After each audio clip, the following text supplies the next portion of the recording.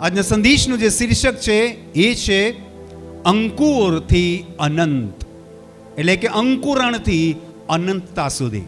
આજનો જે સંદેશ છે એ સંદેશનું શીર્ષક છે અંકુરથી અનંત. બોલો, અંકુરથી અનંત. અંકુર એટલે એક નાનકડું બીજ જ્યારે ફૂટે, અંકુરિત થાય અને કેવી રીતે અનંતમાં પરિણમે, અથવા તો એના સ્વભાવને આપણે જોઈએ, એની પ્રક્રિયાને જોઈએ તો અંકુરણથી અનંતતા સુધી તો એનો એ પ્રભાવ યા એનું લક્ષણ આવી જાય છે. તો આપણે આજના સંદેશને બહુ જ બારીકાઈથી શીખવાનો પ્રયત્ન કરીશું. અને આજનો સંદેશ બીજ પર, સીડ્સ પર, બિયારણ પર આધારિત છે. એ આપણે શીર્ષકના આધારે આપણને એવું લાગે છે, પરંતુ વાસ્તવમાં આ સંદેશ ભલે બિયારણના ઉપર છે, પરંતુ આ મૂળભૂત રીતે આ સંદેશ તમારા અને મારા ઉપર છે. હાલેલુયા. તાળી પાડીએ, પરમેશ્વરને મહિમા આપીએ. આજે આપણે ઉત્પત્તિ તેનો પહેલા અધ્યાયના 11, 12 અને 13 આ 3 વચનોની અંદર 7 મહત્વપૂર્ણ બાબતો શીખવાના છે. There are 7 things we have to learn from these verses. આપણે ઉત્પત્તિ તેના પહેલા અધ્યાયના 11, 12 અને 13 વચનને હું તમારા માટે પહેલા વાંચીશ. અને પરમેશ્વરે કહ્યું કે પૃથ્વી પર ઘાસ તથા બીજદાયક શાક તથા ફળ વૃક્ષ પોતપોતાની જાત પ્રમાણે ફળદાયક જેના બીજ પોતામાં છે તેઓને પૃથ્વી ઉગાવે. અને એમ થયું. અને ઘાસ તથા પોતપોતાની જાત પ્રમાણે બીજદાયક શાક ને પોતપોતાની જાત પ્રમાણે ફળદાયક વૃક્ષ જેના બીજ પોતામાં છે તેઓને પૃથ્વીએ ઉગાવ્યા. અને પરમેશ્વરે જોયું કે તે સારું છે. અને સાંજ થઈ તથા સવાર થઈ, ત્રીજો દિવસ. તાળી પાડીએ આપણે હાલેલુયા. આ વચનોને માટે ઈશ્વરનો મહિમા કરીએ. આ વચનની અંદર તમે કેટલીક 7 એવી મહત્વપૂર્ણ બાબતોને જોશો અને સમજશો. અને હું અને તમે તમારા અને મારા જીવન દ્વારા આપણે આ સંદેશને આજે સરખાવવાનો પ્રયત્ન કરીશું. સૌથી પહેલી વાત આપણે આ વચનમાં જોઈએ શું લખ્યું છે. 11મા વચનની અંદર આપણને પહેલી બાબત મળે છે. લખ્યું છે પરમેશ્વરે કહ્યું. બધા બોલો, પરમેશ્વરે કહ્યું. Hallelujah. God spoke what he spoke. પરમેશ્વર બોલ્યો, જે કહેવાનો અર્થ છે એ અર્થ છે કે પરમેશ્વરે વિચાર કર્યો. હાલેલુયા. એટલે કે ઈશ્વર બોલ્યો એ જે મૂળભૂત અર્થ થાય છે, ઈશ્વરે વિચાર કર્યો. હાલેલુયા. હાલેલુયા. ઈશ્વરે એ વાતને ચાહ્યું, એ વાતની ઈચ્છા રાખી. તાળી પાડીએ પરમેશ્વરના માટે. એણે એ આશા રાખી, એણે એ ઈચ્છા રાખી. શું ઈચ્છા રાખી એ આપણે જોઈએ. દાખલા તરીકે હું અને તમે આજે બિયારણના સંદર્ભમાં સંદેશો સાંભળી રહ્યા છે, તો હું તમને એક ભૌતિક ઉદાહરણ આપું કે તમે તમારા ખેતરમાં કંઈક બીજ વાવી રહ્યા છો. દાખલા તરીકે તમે ભાતનું બિયારણ વાવી રહ્યા છો, યા જુવારનું બિયારણ વાવી રહ્યા છો, યા ઘઉંનું બિયારણ વાવી રહ્યા છો. અને તમારા મુઠ્ઠીની અંદર એ બીજ છે, તમારા ઠેલાની અંદર, અને ઠેલામાંથી તમે મુઠ્ઠીમાં લીધું. તો શું તમે એમ બોલો છો કે હે બીજ 100 ગણા ઉગજે? એ તમારું કયું માને છે? નથી માનતું. પણ તમે મનોમન એક આશા રાખો છો, મનોમન એક કલ્પના રાખો છો કે જે બીજ હું વાવું છું એ મને 100 ગણું મળવું જોઈએ. હાલેલુયા. તાળી પાડીએ આપણે. હાલેલુયા. તમે બોલો કે નહીં બોલો એનાથી કોઈ ફરક નથી પડતો, પણ તમે વિચારો છો, તમે આશાવાદી વલણ રાખો છો કે હું બીજ વાવું છું એ ઉગવું જોઈએ, એમાં કોઈ ઈયળ યા જીવજંતુ એને ખાઈ ન જોઈએ, ન ખાવા જોઈએ, એનો બગાડ ન થવો જોઈએ, અને એ સડી ન જવું જોઈએ. પણ જે કંઈ હું બીજ વાવું છું એ બીજ ઉગવું જોઈએ. એટલે કે તમે આશાવાદી વલણ રાખીને એ બીજને વાવો છો. તાળી પાડીએ આપણે. હાલેલુયા. દેટ મીન્સ જ્યારે પણ તમે વાવણી કરો છો, જ્યારે પણ તમે બીજને રોપો છો, ત્યારે તમે આશા રાખો છો, ત્યારે તમે પોઝિટિવિટી, હકારાત્મક વલણ રાખો છો. હાલેલુયા. જે રીતે તમારા હકારાત્મક વલણ, તમારી મહેનત, તમારી જમીન, તમારી માવજત, એ બધું જ અને કુદરતી વાતાવરણ, એ બધું જ એ બીજની સાથે સમન્વય કરશે, તો થોડા સમયમાં એ અંકુરિત થશે, અને થોડા સમયમાં એ વધશે, અને થોડા સમયમાં એને ઉંબીઓ યા કણસલાઓ લાગશે. અને જે બીજ તમે વાવ્યું છે એ તમને 100 ગણા પરિણામની સાથે એ તમને અનાજ આપશે, ધાન્ય આપશે. તાળી પાડીએ આપણે. હાલેલુયા. પહેલો મુદ્દો કહે છે કે પરમેશ્વરે વિચાર્યું. હાલેલુયા. પરમેશ્વરે આશા રાખી, પરમેશ્વરે ઈચ્છ્યું. અને એ જ રીતે વાલા ભાઈ બહેનો, પરમેશ્વર તમારા અને મારા માટે આશા રાખે છે. હાલેલુયા. પરમેશ્વર તમારા અને મારા માટે આશા રાખે છે કે સગળા માણસો તારણ પામે અને તેમને સત્યનું સંપૂર્ણ જ્ઞાન પ્રાપ્ત થાય. તાળી પાડીએ આપણે. હાલેલુયા. પરમેશ્વર આશા રાખે છે કે તમે 100 ગણા પ્રતિફળ આપો. પરમેશ્વર ચાહે છે કે તમે આ ભૌતિક જીવન જીવો છો, આત્મિક જીવન જીવો અને તમે અનંત જીવન પામો. તમારા જીવનમાં વિશ્વાસનું બીજ રોપાય, વચનનું બીજ રોપાય, અંકુરિત થાય અને તમને અંકુરિતથી અનંતતા સુધી લઈ જાય. તાળી પાડીએ આપણે. હાલેલુયા. એટલે કે ઈશ્વર ચાહે છે કે તમે જે રીતે ચાહો છો કે આ બીજ, હું એક બીજ વાવું છું, એ બીજ મને છોડ આપશે અને છોડ મને અંકુરિત થઈને એક છોડ બનશે અને પછી એનામાં કુંભીઓ લાગશે યા તો એનામાં કણસલું લાગશે અને એમાં સેંકડું બીજ મને મળશે. જેમ તમે આશા રાખો છો, ઈશ્વર તમારા અને મારા માટે તારણની આશા રાખે છે. તાળી પાડીએ આપણે. હાલેલુયા. અને એટલા માટે પહેલો મુદ્દો તમારે ને મારે જાણવું અને સમજવો બહુ જરૂરી છે. પહેલો મુદ્દો કે છે પરમેશ્વરે કહ્યું, શું વિચાર્યું, શું કહ્યું તે જોઈએ. બીજી વાત જોઈએ. પરમેશ્વરે કહ્યું પૃથ્વી પર ઘાસ તથા બીજદાયક શાક તથા ફળ વૃક્ષ પોતપોતાની જાત પ્રમાણે ફળદાયક જેના બીજ પોતામાં છે તેઓને પૃથ્વી ઉગાવે. બીજો મુદ્દો છે પરમેશ્વરે આજ્ઞા આપી. હાલેલુયા. બધા બોલો hallelujah. God command to the earth. પરમેશ્વરે પૃથ્વીને કઈ આજ્ઞા આપી? કઈ આજ્ઞા આપી? કે હે પૃથ્વી ફાટી જા, એવી આજ્ઞા નહીં આપી. હે પૃથ્વી નદી બનાવી દે, એવી આજ્ઞા નહીં આપી. હે પૃથ્વી તારા પર પહાડ બની જાય, એવી આજ્ઞા નહીં આપી. પૃથ્વીને આજ્ઞા આપી કે હે પૃથ્વી તારા પર, આ તારી ભૂમિ પર, તારા ભૂમિના તળ પર તું વનરાજી ઉત્પન્ન કર, વન વૃક્ષો ઉત્પન્ન કર, ઘાસચારો ઉત્પન્ન કર, પ્લાન્ટિસ એટલે છોડવાઓ ઉત્પન્ન કર અને તારી આ ભૂમિના પટ પર લીલોતરી પેદા કરી દે. એ પૃથ્વીને આજ્ઞા આપી. તાળી પાડીએ આપણે. હાલેલુયા. પૃથ્વી તો અસ્તવ્યસ્તતા ખાલી હતી. પરમેશ્વરે એ પૃથ્વી અસ્તવ્યસ્તતા ખાલી હતી એને ફળદ્રુપ કરવા માટે આજ્ઞા આપી. તાળી પાડી આપણે. હાલેલુયા. Same thing. બસ એ જ રીતે બીજો મુદ્દો મને ને તમને લાગુ પડે છે કે હું અને તમે અંદરથી તૂટેલા છે. We are disturbed in our inner mind. આપણા અંતકરણમાં આપણે વિચલિત છે. We are broken hearted. આપણે અંદરથી મનથી તૂટેલા લોકો છે. We are worrying about so many things. આપણે બહુ બધી વાતોથી ચિંતા કરીએ છીએ. આપણે આપણા ભવિષ્યની ચિંતા લઈને બેઠા છે. આપણે આપણા સ્વાસ્થ્ય સંબંધી ચિંતા કરીએ છીએ. આપણે આપણી પત્ની, બાળકો, માતા પિતા, કુટુંબ અને આપણી મંડળી, આપણો સમાજ અને આપણા વ્યક્તિગત જીવન વિશે ચિંતા કરીએ છીએ. અસ્તવ્યસ્ત અને ખાલી જીવન છે. There are so many problems in our life. આપણા જીવનમાં ઘણા બધા પ્રશ્નો છે.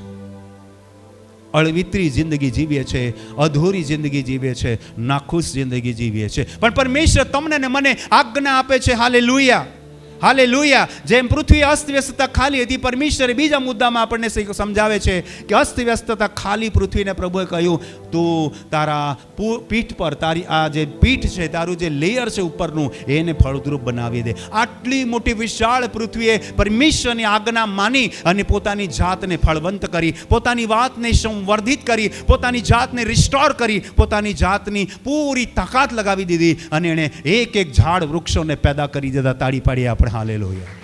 જે રીતે પૃથ્વી માટે આટલું આસાન હતું કે પોતાની છાતી ચીરીને એમાંથી વૃક્ષોને ઉગાડવાના હતા, એમાંથી ઘાસને ઉગાડવાનું હતું, એમાંથી હરેક પ્રકારના પ્લાન્ટ્સને ઉગાડવાનું હતું, એમાંથી હરેક પ્રકારની લીલોતરીને ઉગાડવાનું હતું. કદાચ એ ભૂમિ તડ તડ તડ વાગતી હશે અને એ ઝાડ એમાંથી પેદા થતા હશે. એ ભૂમિને કેટલું કષ્ટ થયું હશે, એ ભૂમિને કેટલી વેદના થઈ હશે, એ ભૂમિને કેટલી જગ્યા પર એમાંથી એ આખી એક એક નાના નાના બિંદુમાંથી એણે વનરાજીને પેદા કરી અને પૃથ્વી પોતાની જાતને જે ખાલી અને અસ્તવ્યસ્ત હતી એને હરિયાળી બનાવી દીધી. પરમેશ્વર ચાહે છે કે તમારા અને મારા જીવનમાં પણ અસ્તવ્યસ્તતા અને ખાલીપણો છે, જીવનમાં તકલીફો છે, જીવનમાં મૂંઝવણ છે, જીવનમાં સમસ્યા છે, પણ પરમેશ્વર તમારા જીવનને આશીર્વાદથી ફળદ્રુપ બનાવવા માંગે છે. તાળી પાડીએ આપણે. હાલેલુયા. હું સંદેશ તમને બિયારણ વિશે નથી આપવા માંગતો. તમે કઈ કંપનીનું અને કઈ ગુણવત્તાનું અને કઈ જાતનું બીજ વાવવાનો છે એની સાથે મારે કોઈ નિસ્બત નથી. મારે નિસ્બત છે તમારા વ્યક્તિગત જીવન સાથે. હાલેલુયા. હું પરમેશ્વરના સેવક તરીકે હું તમને બિયારણના સંદર્ભમાં અંકુરથી અનંતતા સુધીનો જે સંદેશ આપી રહ્યો છું, હું તમારા વ્યક્તિગત જીવનને આજે પ્રદર્શિત કરી રહ્યો છું. બીજો મુદ્દો મારા ને તમારા માટે આજ્ઞા માનીને એ પ્રમાણે જીવન જીવવાનો આ મુદ્દો છે. તાળી પાડીએ આપણે. હાલેલુયા. પરમેશ્વરની ઈચ્છા છે કે તમે તારણ પામો. પરમેશ્વરની ઈચ્છા છે કે તમે સત્યનો સંપૂર્ણ જ્ઞાન પ્રાપ્ત કરો. અને પરમેશ્વરની ઈચ્છા છે કે તમે ફળવંત થાવ, હરિયાળા બની જાઓ, ફળદ્રુપ બની જાઓ, અને એકદમ પોતાની જાતને સંવારી દો, સંવર્ધિત કરી દો. અને અંગ્રેજીમાં કહું, રિસ્ટોર યોર સેલ્ફ, પોતાની જાતને પુનર્જીવિત કરી દો. તાળી પાડી આપણે hallelujah. God wants these things from your life.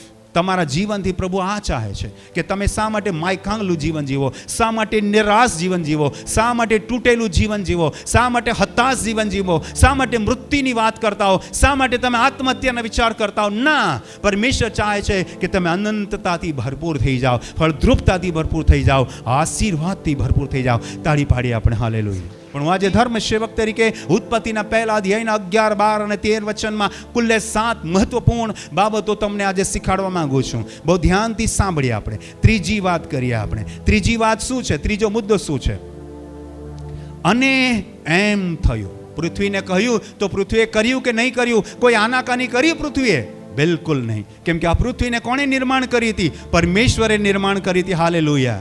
બધા બોલો હાલેલુયા. જો પરમેશ્વરે પૃથ્વીને પોતે નિર્માણ કરી હતી અને પૃથ્વીએ એ આજ્ઞા માની અને પૃથ્વીના તમામ પીઠ પર જ્યાં પણ કોરી ભૂમિ હતી ત્યાં તમામ જગ્યા પર એણે હરિયાળી સ્થાપી દીધી. તો વાલા ભાઈ બહેન, હું પણ તમને કહેવા માંગુ છું, આજે જે જગ્યામાં, એટલે કે જીવનના જે જગ્યામાં તમે કોરા કટ છો, જે જગ્યામાં તમે કોરા છો, જે જગ્યામાં તમે નિરાશ છો, જે જગ્યામાં તમે હતાશ છો, જે જગ્યામાં તમે માયુસ છો, જે જગ્યામાં તમે તૂટે છો, જે જગ્યામાં તમારી અંદર બેરન્સ એટલે કે અફળદ્રુપતાની અસર છે, ત્યાં પરમેશ્વરના વચનોને કામ કરવા દો. હાલેલુયા.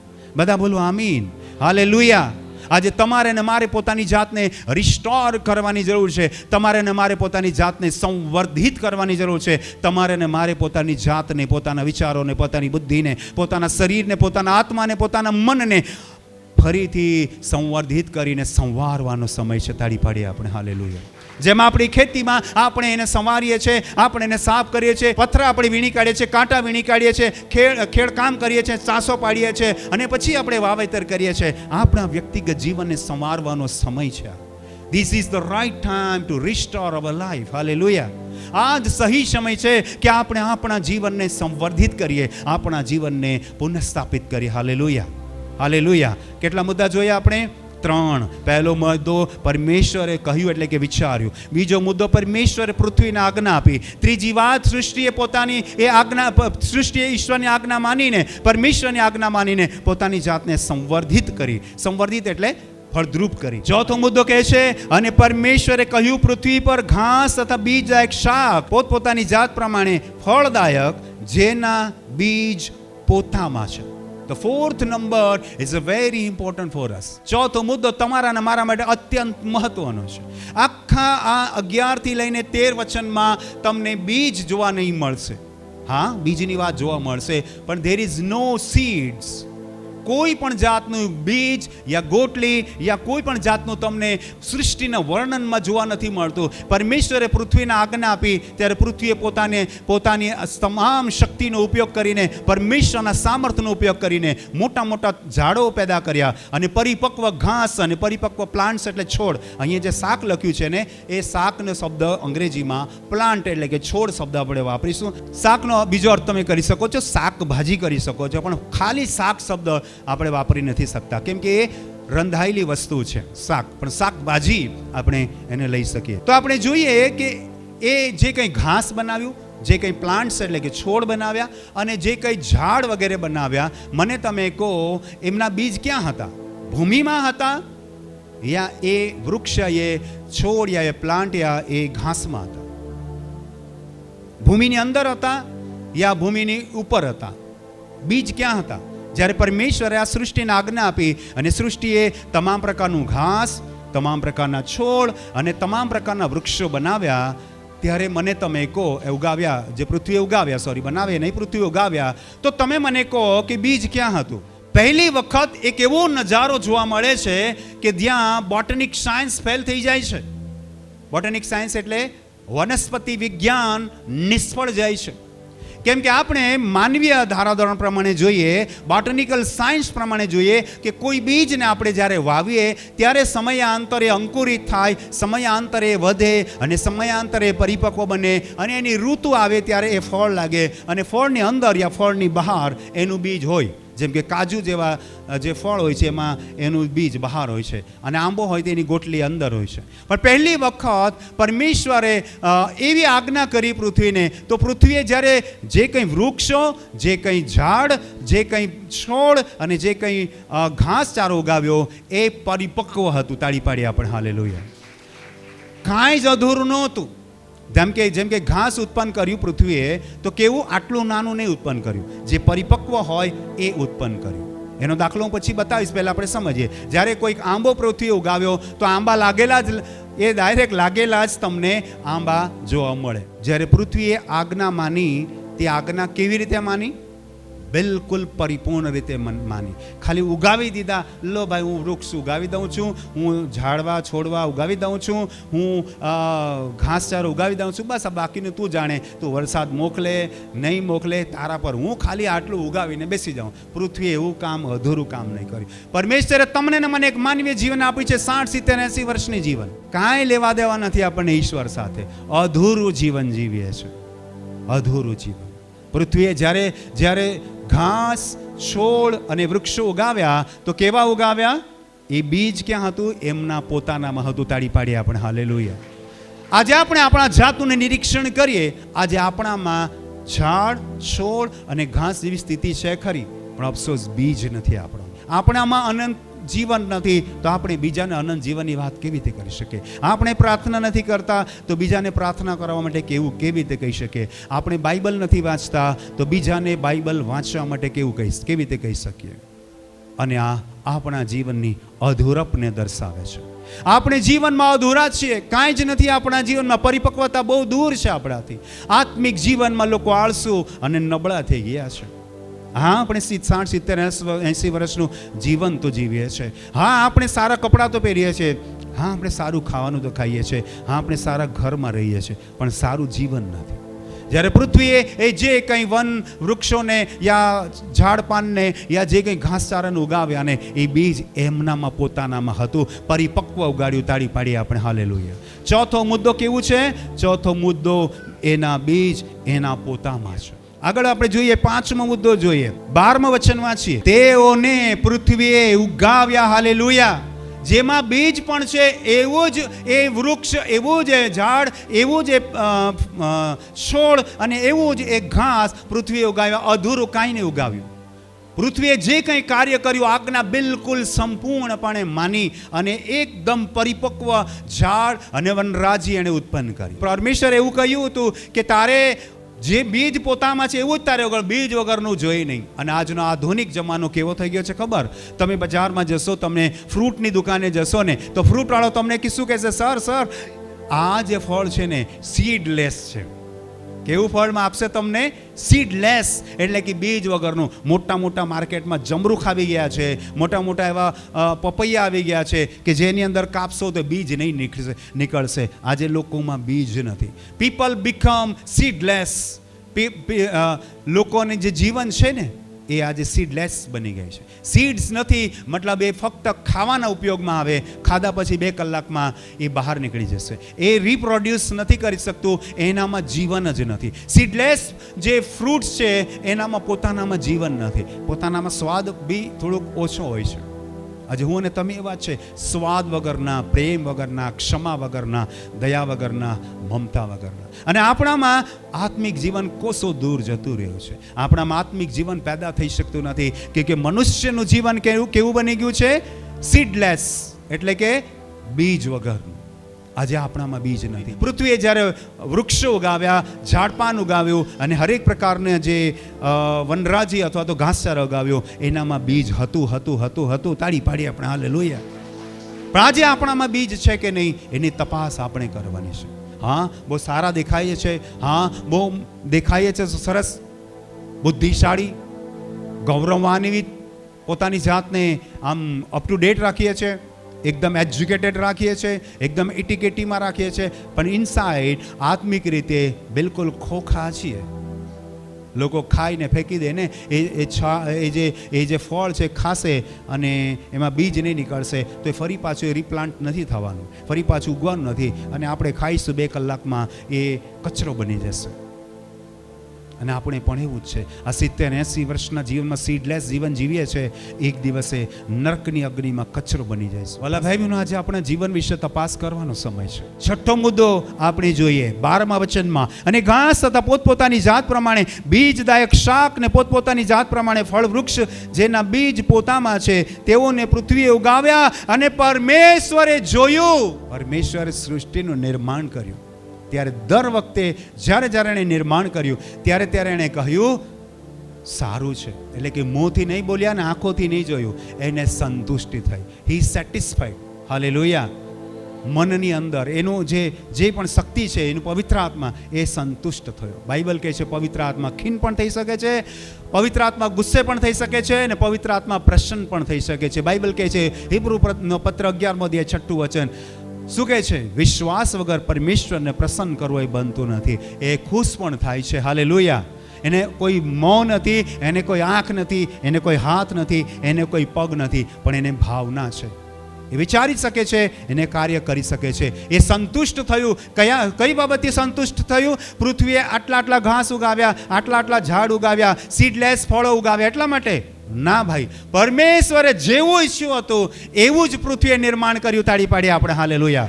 પૃથ્વીએ તેવું જ કર્યું જેવું પરમેશ્વર ઈચ્છાયું. પણ માનવ પોતાની જાતને બુદ્ધિશાળી ગણે છે. પરમેશ્વર ચાહે છે કે માણસ સંપૂર્ણ જ્ઞાન પ્રાપ્ત કરે, પરમેશ્વર ચાહે છે કે માણસ તારણ પ્રાપ્ત કરે, પણ એ નથી કરતો. એટલે પરમેશ્વરને ખુશી નથી થતી આપણા જીવનથી. આટલી મોટી પરમેશ્વરે પૃથ્વીને હરિયાળી બનાવી તો પાણી તો જોઈશે કે નહીં જોઈશે? હવે આ જે વનરાજી, આ જે ફળદ્રુપતા, આ જે હરિયાળી છે, એને નિભાવવાની જિમ્મેદારી કોની? જિમ્મેદાર હવે પૃથ્વી છે. પૃથ્વીએ પોતાની જિમ્મેદારી બખૂબી ના નિભાવી હોત, દુકાળ પડી ગયો હોત, હવે આગળ આ પૃથ્વીએ સતત ભૂમિને હરિયાળી રાખવાની જિમ્મેદારી કોની?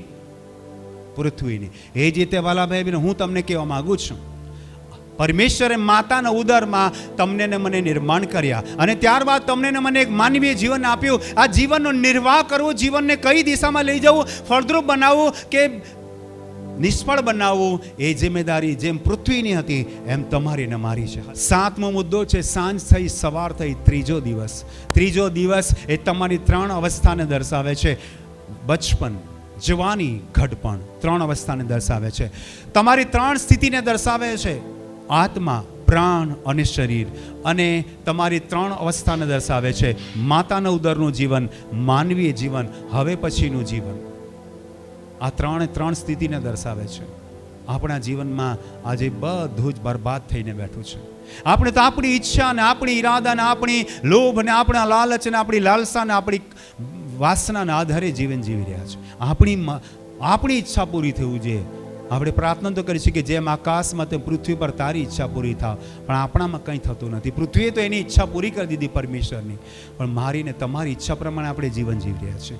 ઈશ્વરની ઈચ્છા આપણામાં પરિપૂર્ણ થતી નથી. પરમેશ્વરે પૃથ્વી અસ્ત થતાં ખાલી હતી, એને ફળદ્રુપ બનાવી, પણ અફસોસ માણસ તો ખાલી ને ખાલી જ રહી ગયો. ઉત્પત્તિ 26મા અધ્યાયના 1-2 વચન ને હું તમારા માટે વાંચું છું, ધ્યાનથી તમે સાંભળો. અને ઇબ્રાહીમના વખતમાં પહેલો દુકાળ પડ્યો હતો, તે સિવાય તે દેશમાં બીજો દુકાળ પડ્યો. કઈ પરિસ્થિતિનું વર્ણન છે? ભૂતકાળ અને વર્તમાન કાળ. બહુ ધ્યાનથી સાંભળો. ઇબ્રાહીમના જમાનામાં ઓલરેડી એક દુકાળ પડ્યો હતો. એટલે કે ઈસાકની વાત આપણે કર્યા છે, પણ ઈસાકના પિતા, વિશ્વાસોના પિતા ઇબ્રાહીમના સમયમાં પણ એક દુકાળ પડેલો, અને હવે ઈસાકના સમયમાં પણ બીજો દુકાળ પડ્યો. એટલે કે વર્તમાનમાં પણ દુકાળની સ્થિતિ છે. અગાઉ પણ એમના પિતાના સમયમાં પણ દુકાળ હતો, અને આજે પણ દુકાળ છે. હવે એને આત્મિક રીતે આપણે જોઈએ કે આપણા આદિ માતા પિતા આદમ અને હવાના સમયમાં પણ એક દુકાળ પડેલો. કયો દુકાળ? વચનનો દુકાળ. કયો દુકાળ? વચનનો. પરમેશ્વરે કહ્યું હતું કે વાડીના વચમાંના વૃક્ષનું ફળ તમારે ખાવું નહીં, જે દિવસે તું ખાશે તે જ દિવસે તું મરશે જ મરશે. એ વચન પ્રમાણે એમણે કાર્ય નહીં કર્યું. વચન, ઈશ્વરની ઈચ્છા આદમ હવાના જીવનમાં પરિપૂર્ણ થઈ નહીં. એટલે પહેલો દુકાળ જાણે કે ઇબ્રાહિમના સમયમાં પડેલો, એ મારા પૂર્વજોના સમયમાં એટલે કે આદિ માતા પિતા આદમ અને હવાના સમયમાં પણ એવું જ થઈ, ઈશ્વરની ઈચ્છા પૂરી નહીં થઈ. અને આજે મારા જીવનમાં, ઈસાકના જીવનમાં એટલે કે મારા જીવનમાં પણ શું કઈ સ્થિતિ છે? બોલો, કઈ સ્થિતિ છે? દુકાળની સ્થિતિ છે. એટલે કે ઈસાકે બચપનમાં પણ દુકાળની પરિસ્થિતિ જોઈ હશે, અથવા તો ઇબ્રાહિમને કોઈ સંતાન નહોતું ત્યારે પણ દુકાળ પડ્યો હશે. અને હવે ઈસાકના સમયમાં પણ દુકાળ છે. દુકાળ એ ધાન્યની અછતને દર્શાવે છે. એટલું જ અછત દર્શાવે છે? ના, બીજી વાત કરો. દુકાળ વાતાવરણને દર્શાવે છે, ઋતુને દર્શાવે છે કે ભાઈ ઋતુ ખરાબ છે. દુકાળ પૃથ્વીની ઉપજ એટલે ધરતીની જે ઉપજ છે એને પરિસ્થિતિ બગડી ગઈ છે એને દર્શાવે છે. એટલે ત્રણ વસ્તુ દર્શાવે: ધાન્ય નથી, ઋતુ બરાબર નથી, અને પૃથ્વીએ ઉપજ નથી આપી રહી. ત્રણ સ્થિતિમાં એ દુકાળ હોય છે. આ જે ત્રણ સ્થિતિ છે, શારીરિક, માનસિક, આધ્યાત્મિક દુકાળ છે. આપણા જીવનમાં દુકાળ ચાલે છે. અને એ દુકાળની સ્થિતિમાં એણે શું ઈચ્છ્યું? અને પરમેશ્વર યહોવાએ તેને દર્શન દઈને કહ્યું, તું મિસ્રમાં ન જતો, જે દેશ વિશે હું તને કહીશ ત્યાં જ રહે. ક્યાં રહે? હાલ તું જ્યાં ગેરારમાં છે ને, વચન વાંચીએ તો મળશે આપણને, 6 વચનમાં વાંચો. અને ઈસાક ગેરારમાં રહ્યો. ક્યાં રહ્યો ઈસાક? બોલો, ઈસાક ક્યાં રહ્યો? ગેરારમાં. અને ત્યાં કઈ પરિસ્થિતિ છે? દુકાળ. અને મિસરની અંદર દુકાળ નથી, ત્યાં ધન છે અને ધાન્ય પણ છે. એને ક્યાં જવું જોઈએ? જ્યાં ધન અને ધાન્ય એટલે અનાજ છે ત્યાં. પણ પરમેશ્વર એને શું કીધું? જ્યાં ધન અને ધાન્ય છે ત્યાં જતો નહીં. તું ક્યાં રહે? દુકાળમાં જ રહે. આ જ્યાં દુકાળની પરિસ્થિતિ છે, ગેરાર, ત્યાં જ રહે. બહુ ધ્યાનથી સાંભળજો. ઈસાકે ભૂખમરો સહન કર્યો હશે, ઈસાકે તંગી સહન કરી હશે, કોઈ દુકાનમાં અનાજ મળતું બંધ થઈ ગયું હશે. એની પાસે જેટલું પણ અનાજ હશે એ અનાજ જાણે કે હવે પૂરું થવાનું હતું. એની પાસે પૂરતા પ્રમાણમાં વ્યવસ્થાઓ નહોતી. તંગીમાં જીવન જીવતો હતો. ધ્યાનથી સાંભળજો. આજે મારું ને તમારું જીવન પણ એવું છે, તંગીમાં જીવન જીવીએ છીએ. ઘણી બાબતોમાં આપણી પાસે નથી, ધન નથી ને ધાન્ય નથી, મન નથી ને ખુશી નથી. આજે કઈ વાતમાં આપણું મન નથી લાગતું, ખુશી નથી થતી આપણા જીવન, અંદરથી વ્યાકુળ છે. ઈસાક માટે રોટલી માટે પૂરતા પ્રમાણમાં ભોજન ન હતું. પણ એક જબરજસ્ત મર્મની વાત કરો છો. દુકાળની પરિસ્થિતિથી પરમેશ્વરે સ્થિતિનો ફેરફાર કર્યો અને શું થયું તે જોઈએ. 12મું વચન વાંચીએ. અને ઈસહાકે તે દેશમાં વાવણી કરી, તે જ વર્ષે 100 ગણું પામ્યો, અને યહોવાએ તેને આશીર્વાદ દીધો. ઓ હાલેલુયા, હાલેલુયા. તાળી પાડીએ, પરમેશ્વરને મહિમા આપીએ. અને ઈસહાકે તે દેશમાં વાવણી કરી. બરાબર, ધ્યાનથી વચન વાંચો, ફરીથી બધા બોલો. અને ઈસહાકે તે દેશમાં વાવણી કરી. પણ વાવણી કરવા માટે શેની જરૂર પડે? બીજની જરૂર પડે. બધા બોલો, વાવણી માટે શેની જરૂર પડે? તો ઈસહાકે બીજને સંઘરી રાખ્યું હશે ને દુકાળમાં. તંગીની પરિસ્થિતિમાં પણ એને સાચવી રાખ્યું હતું બીજ. તાળી પાડી આપણે, હાલેલુયા. માનવીય જીવનમાં પણ બહુ તંગી છે, બહુ તકલીફો છે, પણ આ આત્માને સંભાળી રાખવું પડશે. બધા બોલો આમીન. એ દેશમાં સેંકડો લોકોએ વાવણી કરી હશે. યસ, સેંકડો લોકોએ વાવણી કરી હશે, પણ સાક્ષી એક વ્યક્તિની મળે છે. કઈ સાક્ષી છે? 100 ગણું પામ્યો. Hallelujah, hallelujah. તાળી પાડ્યા આપણે, હાલેલુયા. જેટલી સિદ્ધતથી, જેટલી આશાથી, જેટલા વિશ્વાસથી એને બીજ સાચવેલું ને, એટલા જ વિશ્વાસથી 100 ગણું મળ્યું. Hallelujah, hallelujah. સમજ્યા નહીં? જેટલી ઇજ્જતથી તમે આ આત્માને સંભાળી રાખશો, જેટલી સિદ્ધત, સિદ્ધત એટલે પૂરા મનથી, સિદ્ધત એક ઉર્દુ વર્ડ છે, પૂરા ભાવથી જ્યારે તમે એને સંભાળી રાખશો ને આત્માને, તો જ તમને 100 ગણું મળશે. નહીં તો અહીં બી અહીં બી તો અધૂરું જીવનમાં અધૂરું જ મળવાનું. સાંભળો ધ્યાનથી. ઈસહાકે દુકાળના સમયમાં પણ મહામૂલું બીજ સાચવી રાખ્યું, વાવ્યું પરમેશ્વરની ઈચ્છાથી. કેટલું પામ્યો? 100 ગણું. આજે તમારા અને મારા જીવનમાં ઈશ્વર 100% આશીર્વાદ આપવા માંગે છે, તારણ, મુક્તિ, ઉદ્ધાર આપવા માંગે છે. તાળી પાડી આપણે, હાલેલુયા. આપણે વચન વાંચીએ. જીવનમાં કેટલી બધી તકલીફો છે, સામનો કરી રહ્યા છે આપણે જીવનનો, પરંતુ આપણે વચન વાંચીએ. ગીત શાસ્ત્ર 126 અધ્યાય 5 અને 6 વચન વાંચીએ. જેઓ આંસુ પાડતા પાડતા વાવે છે, તેઓ હર્ષનાદ સહિત લણશે. હું અને તમે હંમેશા વાવણી અને કાપણી પર જ આધાર રાખીએ છીએ, પણ બીજી બે બાબત પણ લખેલી છે. કઈ કઈ વાત લખી છે? આંસુ અને હર્ષ પણ લખેલું છે. તાળી પાડીએ આપણે હાલેલુયા. વાવણી અને કાપણી વિશે તો આપણે શીખી જ રહ્યા છે, પણ સાથે સાથે તમારે ને મારે આંસુ અને હર્ષ પણ જોવાના છે. શું તમે આજે આંસુ સારી રહ્યા છો? શું તમે પ્રાર્થનામાં આંસુ સારી રહ્યા છે? પ્રભુ મને માફ કર, પ્રભુજી મેં આ પાપ કર્યું છે. પિતરે કહે, હે પ્રભુ મારી પાસેથી દૂર જા, કેમ કે હું પાપી માણસ છું. એક પશ્ચાતાપ કરનારી પાપીની સ્ત્રીએ પોતે આંસુની સાથે પ્રભુના પગને આંસુથી પલાળ્યા અને પોતાના ચોટલાથી લૂછ્યા. આપણા જીવનમાં આંસુ ક્યાં છે? હા, આપણા જીવનમાં તંગીના આંસુ છે. હા, આપણા જીવનમાં બીમારીના આંસુ છે. હા, આપણા જીવનમાં ગમગીનીના આંસુ છે. હા, આપણા જીવનમાં કદાચ ખુશીના આંસુ છે, પણ આપણા જીવનમાં પશ્ચાતાપના આંસુ નથી. પશ્ચાતાપ નથી કરતા આપણે. અરે મેં ખોટું કર્યું, એ પશ્ચાતાપના આંસુ નથી. પ્રભુ એ આંસુની અપેક્ષા રાખે છે. આપણે કહ્યું પ્રભુ મારી પાસે આ નથી, પ્રભુ આપણે એ રીતે રડતા રહીએ છીએ. જીવનની વાતો કે ભૌતિક વાનાઓ માટે રડતા રહીએ છીએ, પણ આત્મિક જીવનને ટકાવી રાખવા માટે નથી રડતા.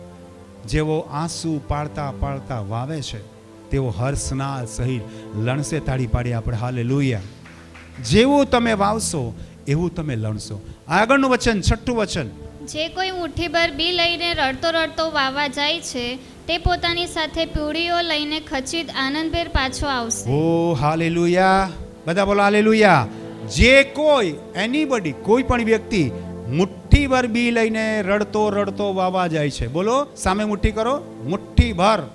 બોલો, મુઠ્ઠીભર બી. બધા બોલો, મુઠ્ઠીભર બી. વિજ્ઞાન કહે છે આપણું હૃદય મુઠ્ઠી જેવું છે. અહીંયા જે મુઠ્ઠીભર બીજની વાત નથી લખી, તમારા અંતકરણની વાત લખી છે. તાળી પાડી આપણે હાલેલુયા. આપણું મન, આપણી લાગણી, આપણી ભાવના, આપણો વિશ્વાસ, આપણું હૃદય ક્યાં છે? આપણી ધડકન ક્યાં છે? આપણી જીવન ક્યાં છે? આપણી સોચ ક્યાં છે? મુઠ્ઠીભર બીજ લઈને જે રડતો રડતો વાવા જાય છે ને, જે કોઈ મુઠ્ઠીભર બી લઈને રડતો રડતો વાવા જાય છે, તે પોતાની સાથે પૂળીઓ લઈને ખચિત આનંદભેર પાછો આવશે. આનંદભેર ક્યાં આવશે? પાછો આવશે. પાછો આવશે ઇન ધ સેન્સ સ્વર્ગમાં જશે. જ્યાંથી નીકળ્યો છે ત્યાં જશે. Hallelujah, hallelujah. બીજ વાવ્યું હતું ને, એ ખેતરે ઘરેથી બીજ લઈ ગયા હતા ને પાછું એ ઘેરે જ પાછું જશે. જે કોઠારમાંથી બીજ કાઢ્યું હતું એ જ કોઠારમાં એ બીજ પાછો ભરશે. जहाँ से वो आया वहीं जाना है, जिसने दिया है उसी ने लिया है, तेरा ये जीवन उसकी अमाना, उस पर ना नाज करना, हो उस पर ना नाज करना. હોશિયા 10મો અધ્યાય 12મા વચનમાં લખ્યું છે, પોતાને સારું નેકી વાવો ને પરિણામમાં કૃપા લણશો. તમારી પડતર જમીન ચાંસી નાખો, કેમ કે તે આવીને તમારા પર નેકી વરસાવે ત્યાં સુધી પરમેશ્વર યહોવાને શોધવાનો વખત છે. તાળી પાડી આપણે હાલેલુયા.